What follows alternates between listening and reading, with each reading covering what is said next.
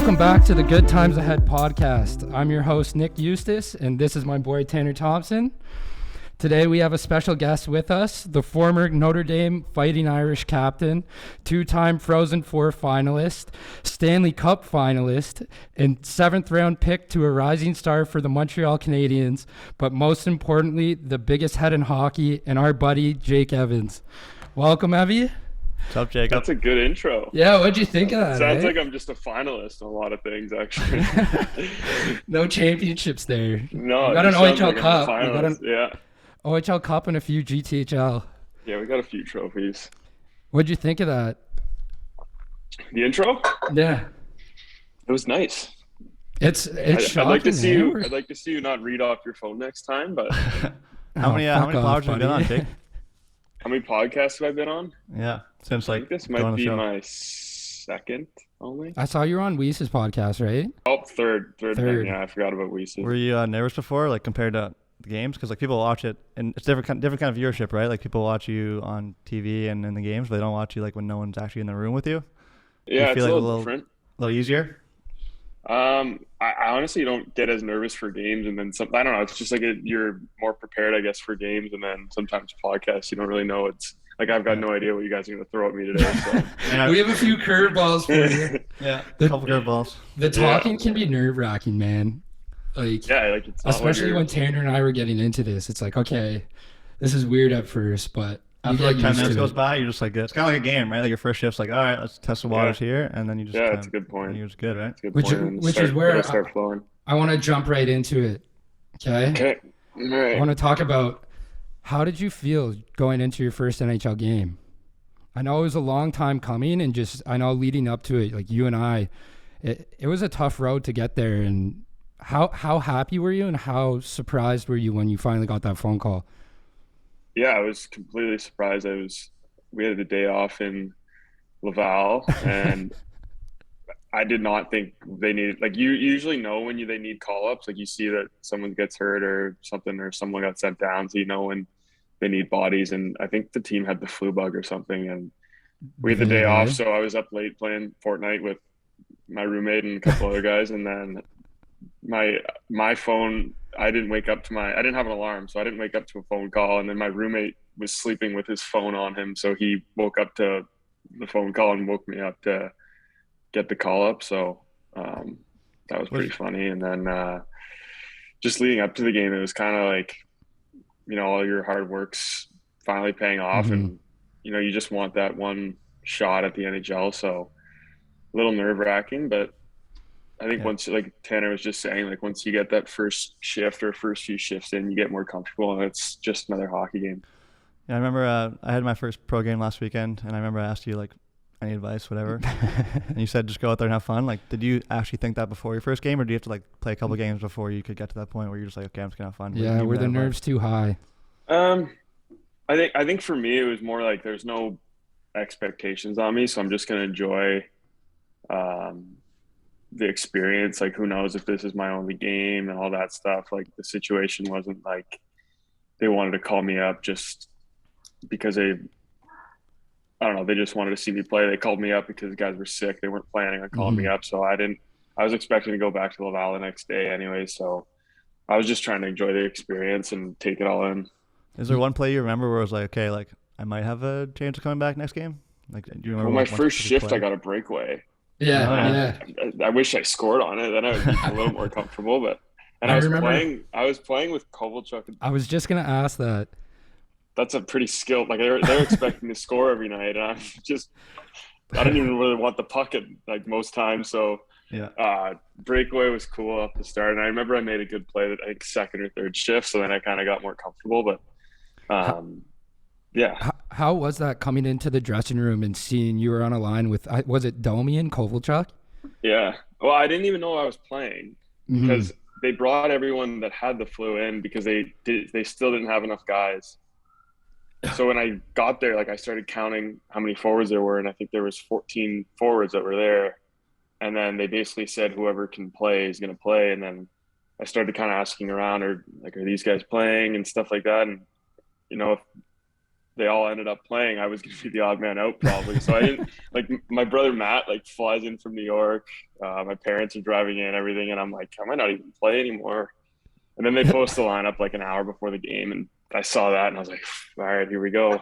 So Tell a story about Matt. Yeah, Didn't he, like, you want to talk about Matt and his Matt, you guys know Matt. experience? He's quite impulsive and just assumed for some reason that since we're playing Anaheim, I'm playing in Anaheim. So Matt books a flight to Anaheim right away. I called him the morning of the game and I said, I don't expect you to come to the game. And he just goes, nope, I'm coming. Like, there's no chance I'm missing this, and didn't even ask where the game was. So he booked his flight to Anaheim, and then my mom was asking when he's getting to Montreal, and he realized on the drive to the airport that he booked the wrong flight. Like, I think he just packed shorts and everything too, because he was prepared for those beaches, eh? Yeah, he was ready to go. The beach bar. Mm-hmm. Who was one guy who helped you out in the beginning that was like, it's very competitive, right? Like, everyone's coming for spots, so it's like, who's the one guy that was like, fuck the spots, like, this guy's just a normal dude, like, how can I help him out? Is there one guy that helped you out a little bit?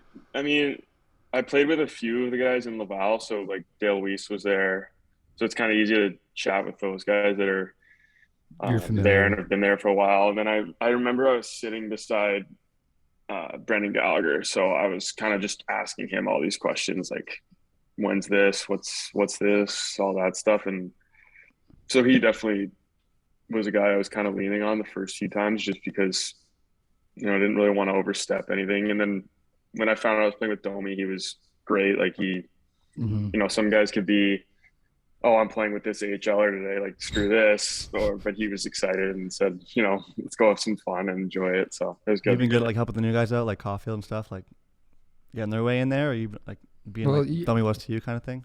You're still new to it as well too, right? Yeah, I'm kind of like the in-between guy, so I help out if I need to, but I don't feel like it's my place right now to offer all this advice and stuff. Like, it's still somewhat fresh to me, and so I let the older guys, chime in and help them with that stuff. But just little things like, system stuff, or what time meetings are and what to wear to games or travel stuff, just to help out a little bit. But I'm not stuff like that. You've upped your style a bit, eh? Yeah, how's the fashion game? Yeah. How are the seats now? You need to up them a little bit. I need to get a new one too. I don't have enough. Take a shopping, bro. You know what took a big up in your life was your car. Yeah, that was pretty. The Batmobile, beast. Yeah, the Acura 09 wasn't cutting it last year, so thank God I was walking to games last year, so I didn't have to pull in with my Acura in front of all the fans and stuff. Yeah. I remember there was like an Instagram video from one of the playoffs, and you just see guys pulling in with like Audis, all these souped up cars, and I was just waiting for Jake's 09 Acura to come in. Yeah, that's when I knew I needed a new car. I was too embarrassed to drive it to the game. So I think one question people are gonna want to know is, like, how was the grind of the Cup run? Like, yeah, what was that like? Dude, I want to hear more about that as well. Like, for those of you who don't know, I grew up a Habs fan. Both my dad and I are Habs fans, and having one of my best friends get drafted by the Habs and then go on a Cup run was just incredible. So I want to hear more about that, Evie. Yeah, it was. I would imagine everyone that's gone on a Cup runs kind of would say the same thing. It'll never be, as you expect, like, easy. I don't know. It was, for me especially, it was, first round I got hurt against the Leafs, and then I came back and we were down 3-1. Like, guys still believed in each other on the team, but it's kind of like, we're one goal away from packing our stuff up and going home. And just the whole season was, obviously with COVID, was a complete grind. So just adding on, like, the playoffs kind of added it on. You're 3-1, you're kind of like, oh, like, I'm gonna go home soon, and like, could happen. And then came back and beat the Leafs, which was probably still the best win I've ever had, which that was insane, man. Yeah, just I don't know, just like rubbing it into all the friends and family that are like, I grew up a Leafs fan, like I was diehard Leafs fan. Like my uncle, like I send him a pic of us like celebrating afterwards just to piss him off. So that was great. And then obviously I got hurt in the second round. But it's crazy. Like, you're playing every other night, you're traveling so much.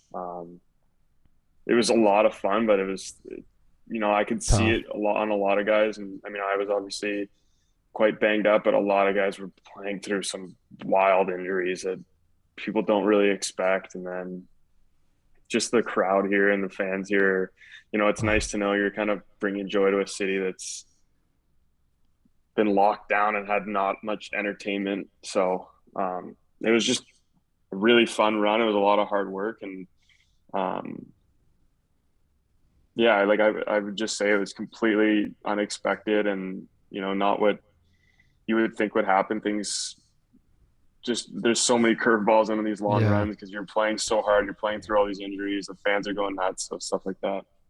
What's in your opinion like the biggest key for a team to win a cup? Like you have to have it.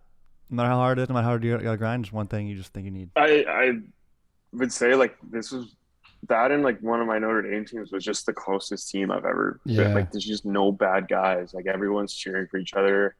Like I remember I got put in the lineup for Game 6 in Toronto, and Tatar got taken out. Who's like been in the NHL for like 500 games and been first line with us for a while, and he was a great guy still afterwards. Like he's supporting everyone, like Hmm. always the first one there, giving high. Like it's just um, almost like a brotherhood where everyone's just cheering for each other, and it's especially with us, like no one believed in us besides us, and it's kind of fun. Like you're just like you're almost laughing, like you're just taking down all these favorites and favorites and favorites. So Yeah.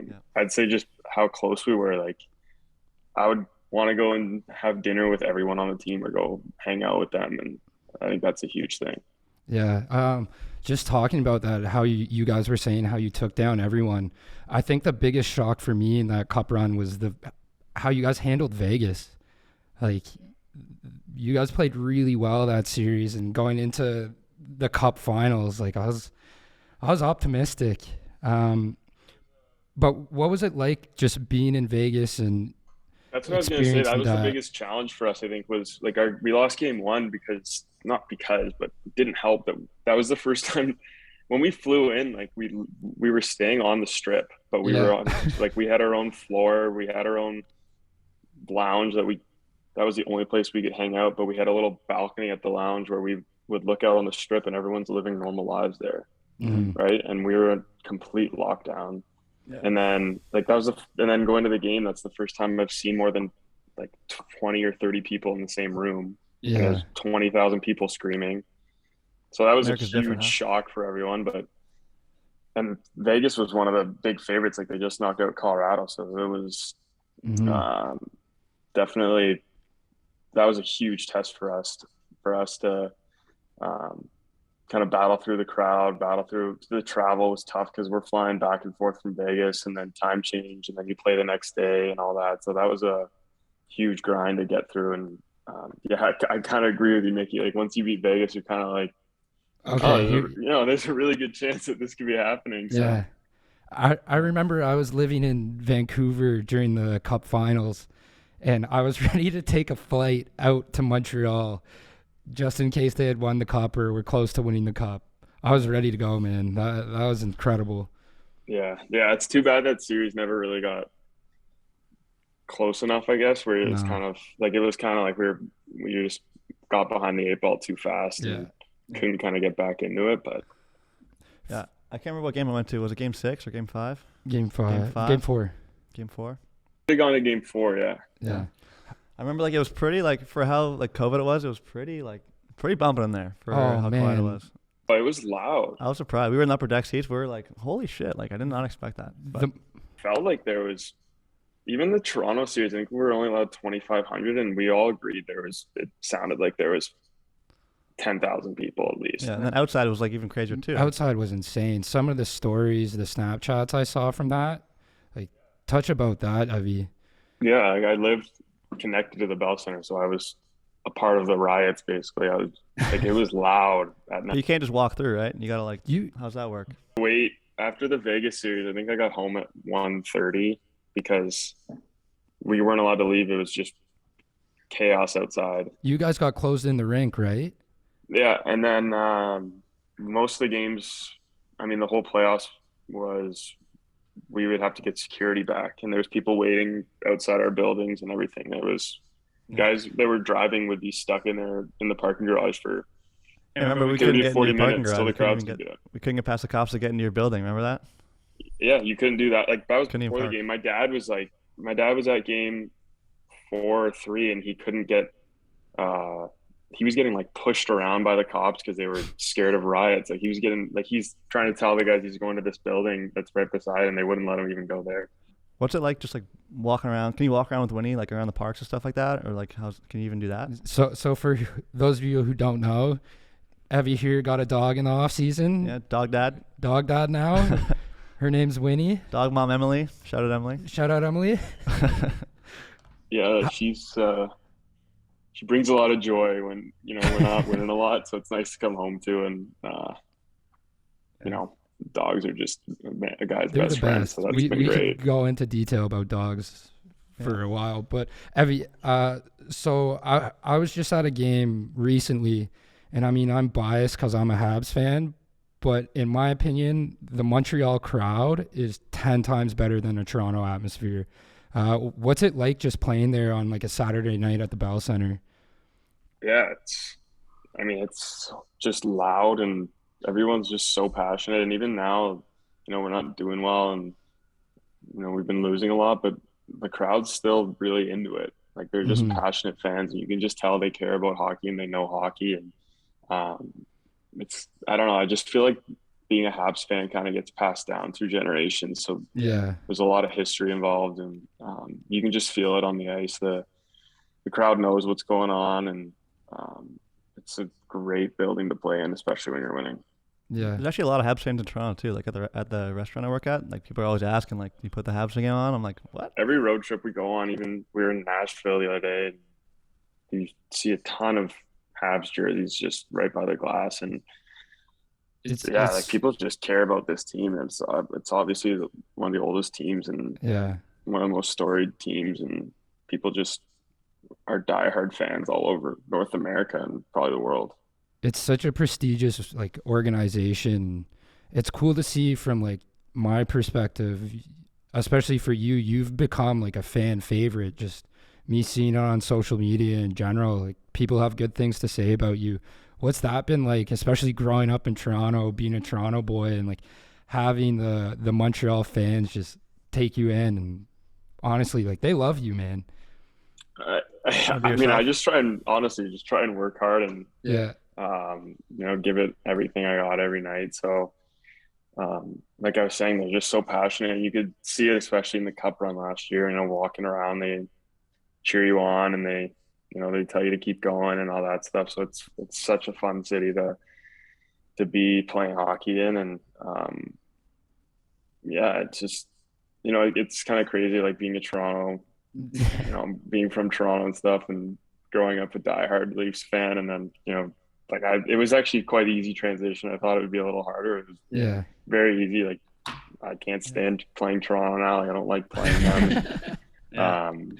Nice little like I said, like beating them in Game 7 was the best win I've had. Honestly, it just felt so good. We talked about being locked up in COVID for the past couple of years or whatever. What's one thing you've done that's been able to help you stay on top of your mental health? Yeah, I wanted to ask that. Just the cup run in general and COVID, that's got to take a toll on your mental health. Yeah, it was definitely difficult, just being like the only thing you could do outside was walk. So honestly, having Emily around was huge, because otherwise I'd be by myself for 90% of the day and doing absolutely nothing. And Call of Duty was great to kill time. I've stopped playing. I haven't played once since July, so that's good, I guess. Jake was a sniper in COD. He would carry our team. He was good, man. Yeah, I spent way too much time playing COD, so I'm done with that. And now the dog Winnie has been great for the mental health. Just literally just coming home to her, and she's just so excited to see you and jumps around and cuddles you. So I actually enjoy walking now. So yeah. I wanted to ask you personally about how the plane rides are.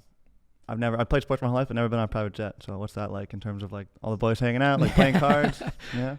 What's your go-to? I'm a sub in for the card game. Not good enough, eh? Whenever there's injuries, it's usually the older guys that get first. There's 2 tables on the plane, and the flights are awesome. Like you get treated really well. Whatever you need is there. And I do play cards, especially now we have a bunch of injuries, so I'm been filling in there. Beers after wins only, or losses too? Yeah, or just when the schedule permits it, I guess. Yeah, makes sense. Yeah, I don't know. Not too much. More just focusing on trying to win some money and taking money from guys on the plane. So, Nice. yeah, it's a nice way to travel. We're really lucky with that. Who would you say your closest friends or your best friends on the team are, and who you've become the closest with over the last few years? Yeah, I'd say last year was Toffoli for sure because we lived in the same building and we just became close through that. And, you know, that was one of our only lifelines was the Toffoli clan. So that was nice. That helped your mental health too, eh? Yeah.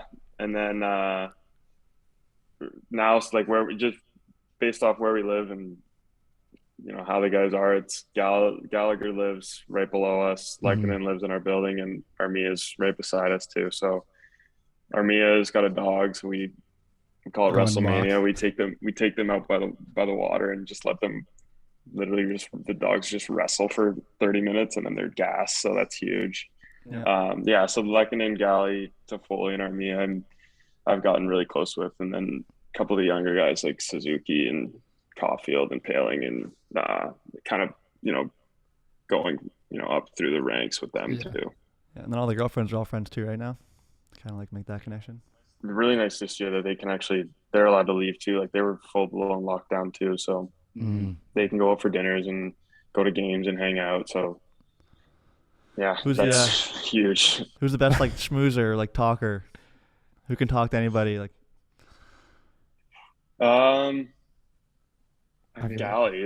just runs his mouth for like he could talk to a wall for an hour. So I think he just had COVID, so he was losing his mind for a while, and we always text us about fantasy football stuff because his team's doing well and our team just lost a heartbreaker. Yeah, you're not doing well in our league either, man. I missed the playoffs in both my leagues, but I was the last team, and I'm so angry. I have nothing to cheer for now.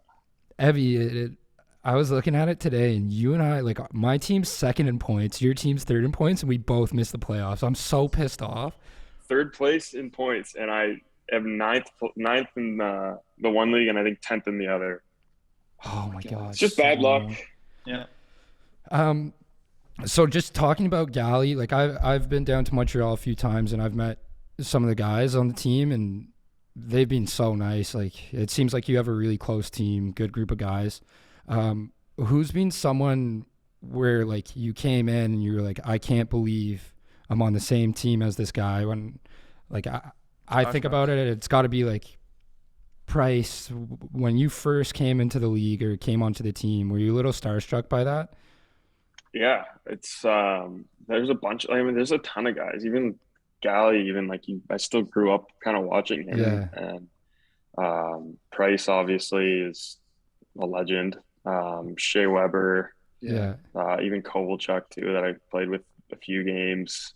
Like all these guys that, you know, you play video games that you're controlling them. You're always like, I'm always trading for them in NHL and trying to make the best team ever. And Price is like my number one goalie to always pick up, and now you're playing with him. So that's cool. You just kind of, you don't creepily watch them, but like sometimes you just like get lost, like watching him on the ice. You're like, wow, this guy's good, right?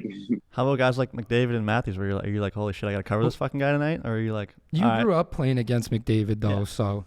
Yeah, that's another great, like, very cool thing about the NHL. Is going against guys like Crosby and Ovechkin and obviously Matthews and McDavid. It's like these guys are again legends in hockey and are going to be Hall of Famers and talked about for years. And it's cool to be able to say, you know, you played against them, or you know, you're matched up against them and stuff like that. So that's another really amazing thing about the NHL is you're playing against, you know, generational players. One of your first plays was a face-off against Matthews, like one of your first couple games. I remember I screenshotted like Jake Evans took a face-off against Ross Matthews. Proceeded to skate right off onto the bench probably. I remember our coach said, try and get off the ice when you see them jump on, because you don't want that in one of your first games. You're trying to gain some confidence, and that won't help. Yeah. That's changed though. Now you've become quite the defensive player, like which is crazy for me. Like I've watched you play since we were like 8 and grown up playing on the same team. You were always like an offensive skill playmaker, which I still think you are. But just watching you grow and develop as a player to the point where like I saw people like comparing you to like a Deneau comparison or filling in his footsteps. How do you feel about that role, and like how do you feel like you've developed as a player? Yeah, I think you always. Well, everyone that's in the NHL was always, one of the offensive guys that Mm-hmm. was at the top of their team until I don't know, however long. And then, I mean, the guys that make it in the NHL, I think they're the ones that figure out their spots. Mm-hmm. And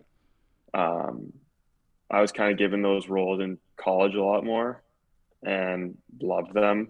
Like I still got some power play time and all that stuff, but I just took pride in taking big face-offs or being on the penalty kill and just shooting it down the ice and then going off. So I enjoyed those things, and I got to the AHL and still got some power play time, but realized there's a lot more skilled guys here than me. And, this guy's got quite a good one-timer, and half of mine don't get off the ice. So I'm going to stick to other roles. Yeah. And I just enjoy it. Like, I don't care very much about points. Like, I want to obviously put them up, and every time I'm on the ice, I want to score. But there's other things in hockey that, to most fans, you don't really notice, but I take pride in. And, I don't really care if I'm putting up 2 points a game. Like, I'd rather be a even or a +1 and shut down top lines. That was my next question, actually. How do you manage, like, if you go in a drill for 5 games, how do you manage to, like, get back in the rhythm? And it's crazy. Like, McDavid was getting scrutinized the other day because he scored 1 goal in 5 games. I was like, how are you guys even, like, asking that question? Like, let the guy be. So, yeah. So there is no winning. There's no winning at all. But I'm just asking, like, how do you approach that if you do go into a 5-game slump? I'm not going to act like I'm an expert on it because I'm not. But I just try and, like, have fun with it. And, like, I just find when you're in a drought or you're not playing well, like, you just grip your stick. You're not having fun. You don't feel good on the ice, and it's just going to keep going and going. Like, there's a lot of games where I think, I could have had 2 points or a goal, and I'm more looking at the chances I'm creating and know, like, those will eventually start going in. You'll go through hot streaks and cold streaks in your career in the season, and I just try to have some fun with it, especially in practice and even in games, like, just trying to stay positive and not being miserable if I miss a big chance or I miss a good pass or anything like that, because I just think the rest of your game or week or whatever will just be even tougher on you. Mm-hmm. Do you think your time at Notre Dame helped you with that development? And then I want to talk about your time at Notre Dame off the ice as well. Yeah. Time at Notre Dame for, I don't know, mental side of putting up points and playing well was it's different because I expected a lot more points out of myself and wanted to always be putting up points there. So once I got to the AHL and you start playing way more games, you kind of realize that, there's tomorrow you got a chance to bounce back. And I guess it's the same in the NHL. It's every other day. So you kind of have, not too much time to be miserable, and just time you need to just snap out of it, and you got another chance the next day. So it's a lot, it could be more costly if you're very negative, but if you're positive, you got that next chance to snap out of it. Yeah. And what was your time like at Notre, both on and off the ice? It was awesome. I had a great time. I know you guys both had a good time. Oh my God. Oh, yeah. I think Notre Dame might be my second favorite university after Western. Yeah, it was great for me to go there and experience university and playing college sports, and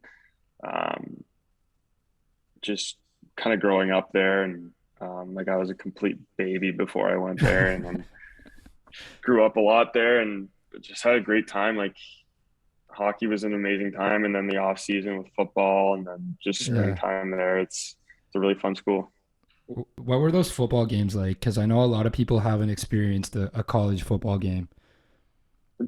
Yeah, and then Notre Dame's like on it's on another it's like level. The top tier of college football games. Tailgates were a ton of fun. It was like the best few days of the year was going to tailgates, and the whole school is there, and then people are flying in from everywhere. It's kind of like Notre Dame's almost like the Habs, where it's such a older, prestigious, a lot of tradition there. So, everyone flies in for that weekend, and you meet people that graduated in the 80s, and they're all friends, and everyone's just friends there, and it's just a fun time. Big tradition guy, huh? Yeah. How's Again, that you guys pottery experience class? those tailgates too, so. Hey, Emmy, how's that pottery class?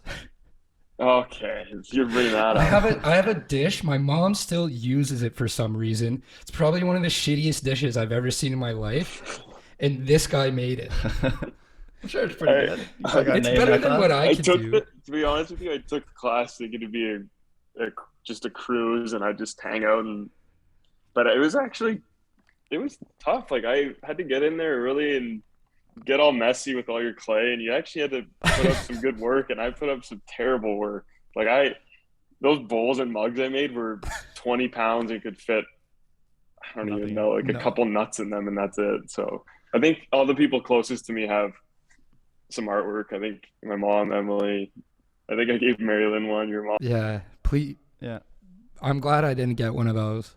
I think I gave Emily's mom a mug maybe, and I don't even think it fits a shot in it. So, and it weighs 20 pounds. If you did play hockey, what would you think you'd be doing right now?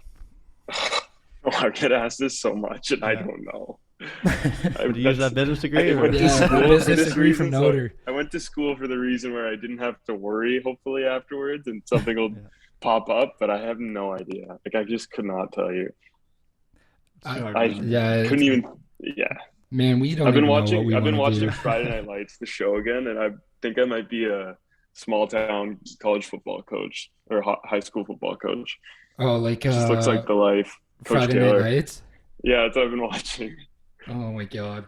And just one more thing about Notre. How did it feel to score that goal against Cal? Oh, that was hilarious. That was nasty. Yeah, that's so funny, man. Yeah, that was the first game I've ever played against him too, which is crazy. And he texted me right afterwards, and he said, "Of course, the nicest goal you're ever going to score is against me." So, like, I would never score on him in practice even. Like, he's one of the best goalies I've ever played against or played with, and that never happened in practices, and I had tons of chances to do that. So that was pretty funny. For those of you who don't know what we're talking about, Jake scored a highlight reel goal against Cal Peterson, who was Jake's goalie at Notre Dame. You can look it up if you want. Sorry, Cal, but it was nasty. Just closed my eyes and shot the puck. So just prayed it went in. Have you met anybody cool yet in your NHL time? Any celebrities? Yeah, any celebrities? Any perks of the NHL life yet? Not really, just because of COVID. Like, we can't see anyone after games. Can't really meet many people. Like, I'm trying to think. There's not much. Like, there's people like aren't allowed on the ice to do puck drops or anything really. So there hasn't been too many opportunities. Like, hopefully in the future, once COVID kind of. Let's say you played for like LA, would you be able to meet anybody then? Like, would Cal meet any celebrities like stuff like that? Because like I know he had a picture on Instagram with like Nelly Corda, which is like a female golfer, like that kind of thing. That's pretty sick. Yeah, I think there's definitely way more opportunities, and they bring in a lot of celebrities. Yeah, I think obviously it's geographically where you are and more opportunities. But Montreal would bring in a lot of people, I would imagine, prior to COVID, but I never really, I only played 10 games before that, so I didn't really have the opportunity to do that. But hopefully, again, like once COVID's done, you can, I don't know, start going to concerts, and hopefully, like, Bell Center hosts a lot of concerts, and hopefully you can meet some celebrities there and stuff like that.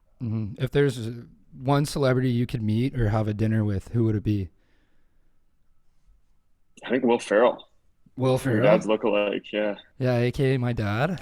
Yeah, I just can't, like, everything he does, like, just laugh at. And him or Steve Carell, like, those guys are. You're a big Office guy, eh? Oh, I love The Office. Yeah. How about Celebrity Crush? Sorry, Emily. Yeah, sorry, Emily. Blake Lively. Probably. Good answer. If somebody could play you in a movie, who would it be? Emily's is Ryan Reynolds, so it's fine. That's fine. That's a good one. I feel like a lot of people have a crush on Ryan Reynolds. Yeah, I kind of do too. Yeah. If somebody could play you in a movie, who would they be? Who do you want it to be? Ryan Reynolds. Yeah, probably Ryan Reynolds for sure. That's an easy one. Yeah. Just one more thing, Evie. So again, like growing up, I've grown up so close to you and your family, and I know your parents have been a big part of your hockey career. Can you just touch upon like the support and having them in your corner and what that's meant to you? Yeah, it's like we all know Wayner and his Wayner, hockey.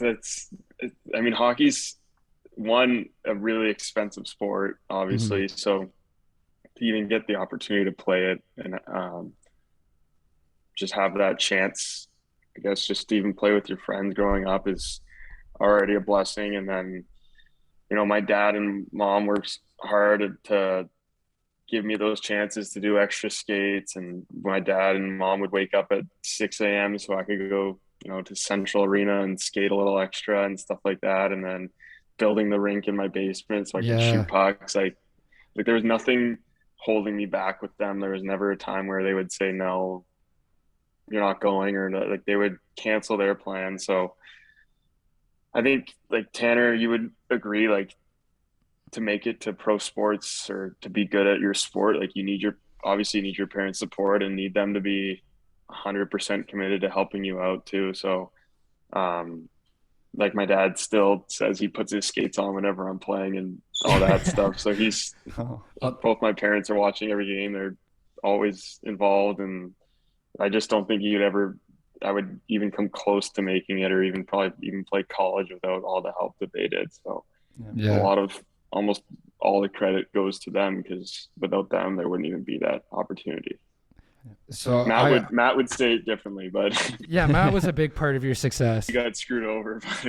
Yeah. My brother likes to joke, because he drove me. I don't know if you remember this. We went to like a skills session at Dom's, and Connor drove me, and McDavid. And my brother's like, oh, I helped McDavid get to the NHL. I'm like, oh, shut up, man. He's not wrong. Yeah, that one skate might have helped. That one skate. Something. But Evie, so I watched. It was your birthday game so I watched with your dad, and as you were saying, like, he was like, yeah, my skate's ready to go.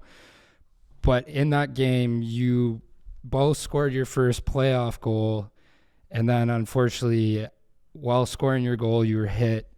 Can you just kind of touch upon how you dealt with the concussions during that time? And I know you've had a few, and that's something that I can relate to, and I just want to hear your thoughts on it and how you got through that. And that was my second, I guess, major one.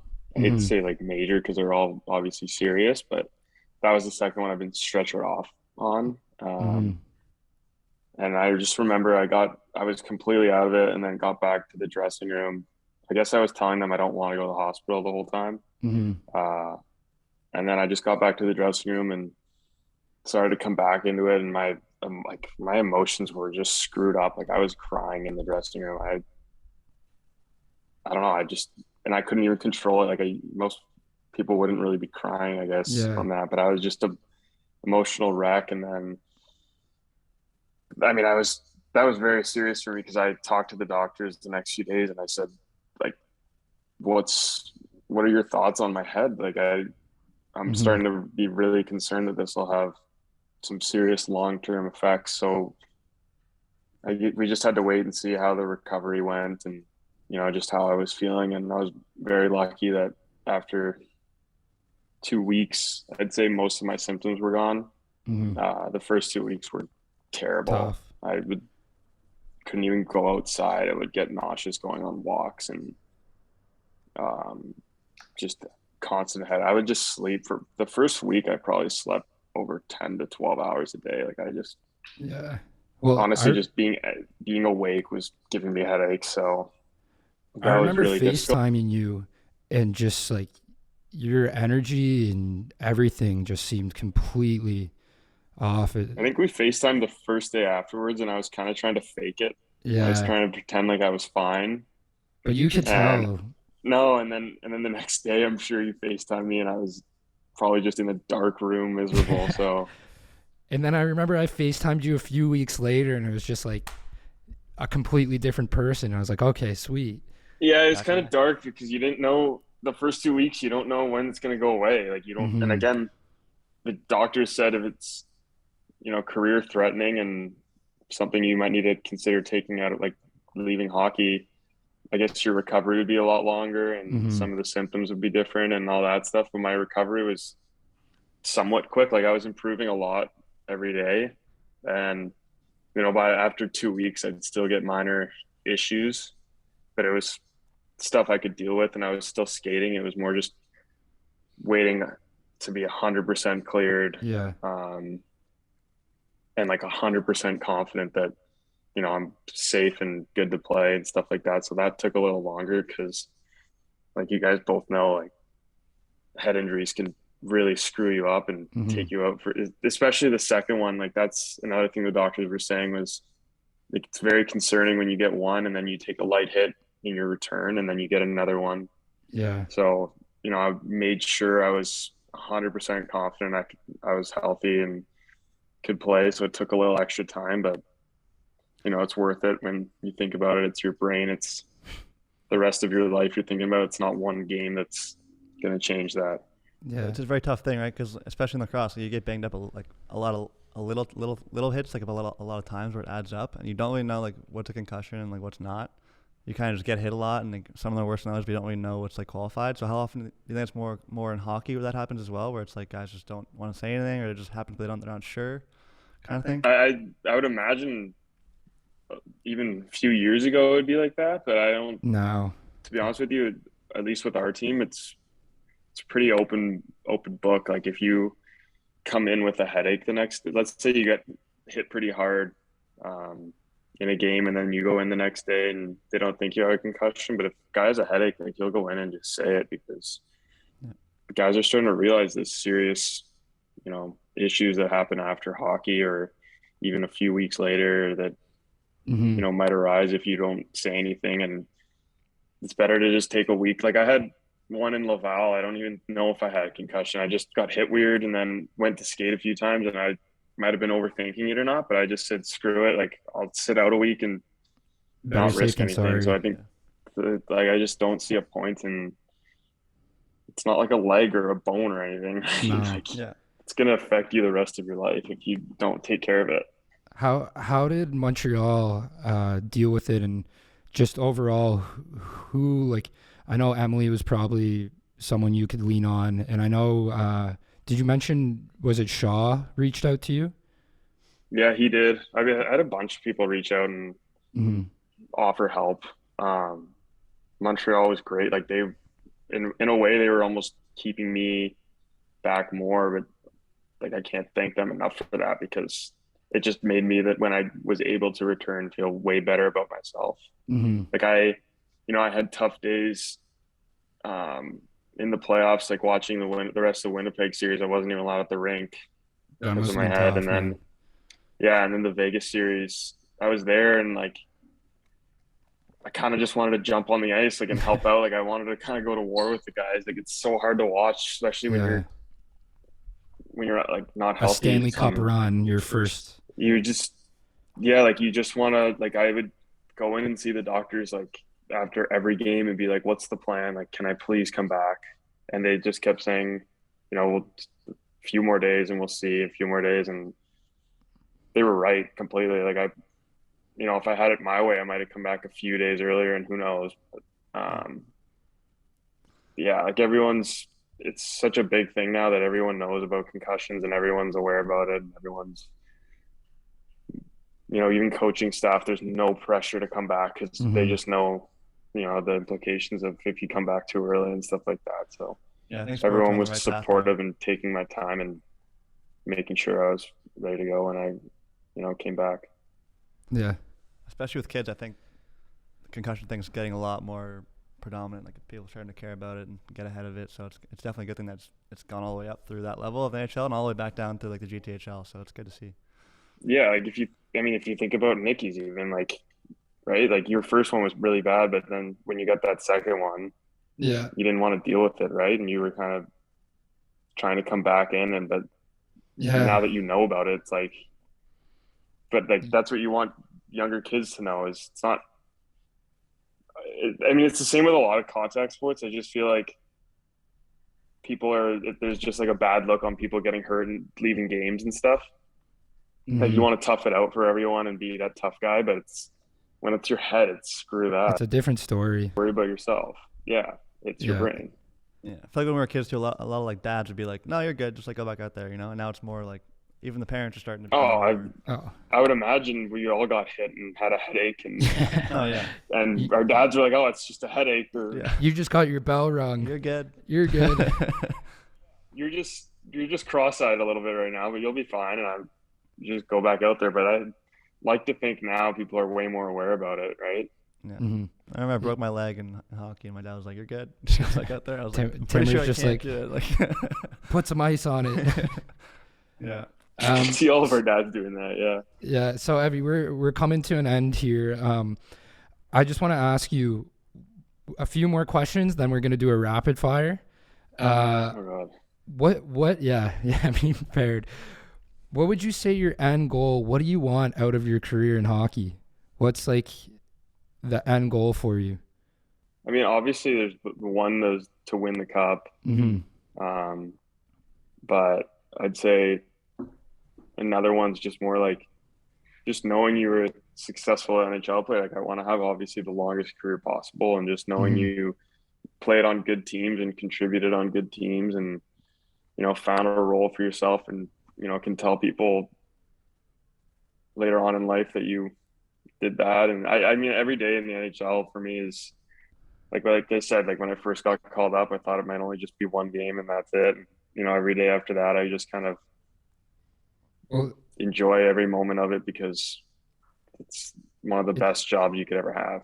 It's a dream come true, and I know I was there when you got to sign your most recent contract, and just seeing the emotion come out of that. Like, you put a lot of effort, and it's been a long road here, so it's a big deal.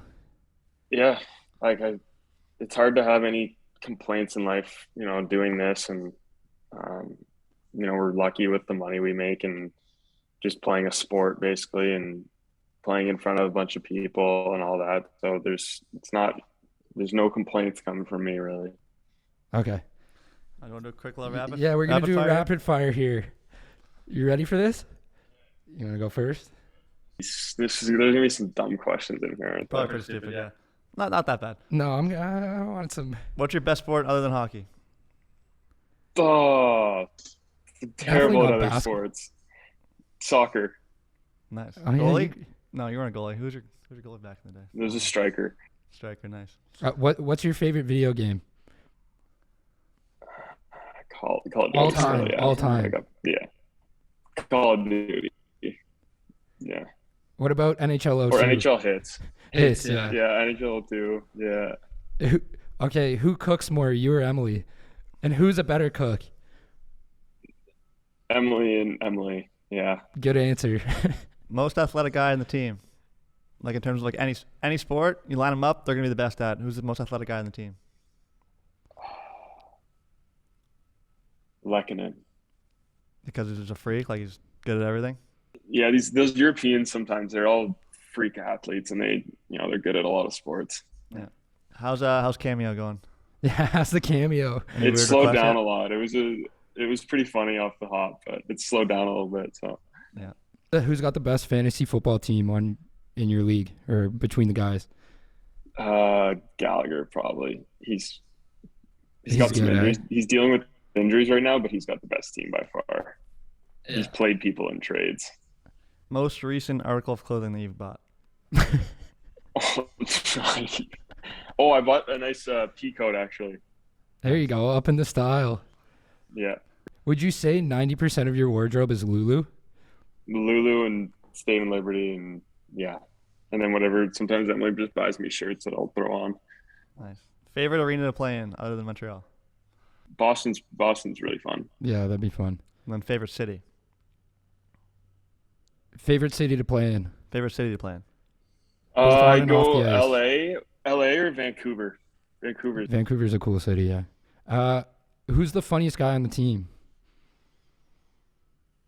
funniest guy on the team would be Lekanen again. This Yeah. guy, man, he's Yeah. good at everything. When I say guy, like Can't give it to You him? can't gas him up like that. He can't have the best fantasy football team and be the funniest guy. got the largest head. Besides you. Yeah, who has the largest head? Oh, either Sherrod, Suzuki, or me.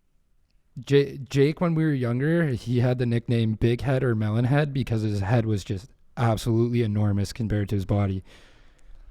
Big brain, right? Big head, small brain. All right. You Wrap want one it up? more? Yeah. I'm good. Last question. How do you think we did with this?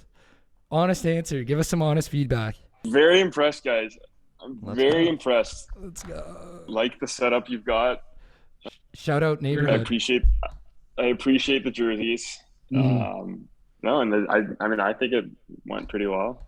I think the conversation kind of flowed well, and you guys guided us in the right direction. So Yeah, we hope so. I mean, we're learning. It's still a process for us. So it's an honor to be the number one. yeah, first guest ever. Thank you, Evie. We'll have you back on in a few years, all right? A couple episodes later. We'll have you back on in person, and we'll get into some more personal stuff with that. Yeah. We'll dive But- deeper. You guys should probably get that Matt Alvaro guy too on. Yeah, we'll get it. We'll get a few of the boys on. Yeah. But thanks for coming on, Jake. I appreciate it. We'll see you when you're home, hopefully. And good luck with the rest of the season. We'll be in Montreal soon enough. Yeah, we'll come And visit. remember, there are always good times ahead.